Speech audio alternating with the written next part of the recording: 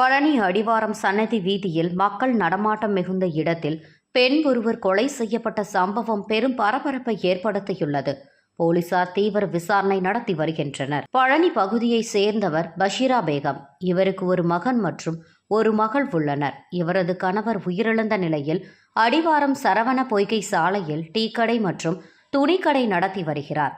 இவருக்கும் அதே பகுதியில் நவிதார் தொழில் செய்து வரும் மாரிமுத்து என்பவருக்கும் இடையே தொடர்பு இருந்து வந்ததாகவும், சமீப காலமாக இந்த பெண் மாரிமுத்துவை விட்டுவிட்டு வேறு ஒரு நபருடன் பழக்கம் வைத்து கொண்டு மாரிமுத்துவை கண்டு கொள்ளாமல் இருந்ததாகவும் தெரிகிறது.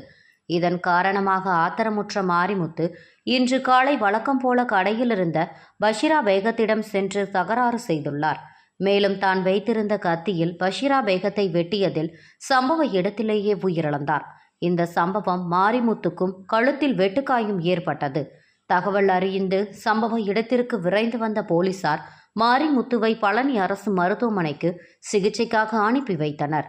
தொடர்ந்து இறந்த பெண்ணின் உடலை மீட்டு பிரேத பரிசோதனைக்காக பழனி அரசு மருத்துவமனைக்கு அனுப்பி வைத்தனர். மேலும் கொலைக்கான காரணம் குறித்து தொடர் விசாரணை நடத்தி வருகின்றனர். மக்கள் நடமாட்டம் அதிகம் உள்ள சன்னதி வீதியில் அதிகாலையிலேயே பெண் ஒருவர் கொலை செய்யப்பட்ட சம்பவம் பெரும் பரபரப்பை ஏற்படுத்தியுள்ளது. பழனியிலிருந்து நமது செய்தியாளர் செந்தில்குமார்.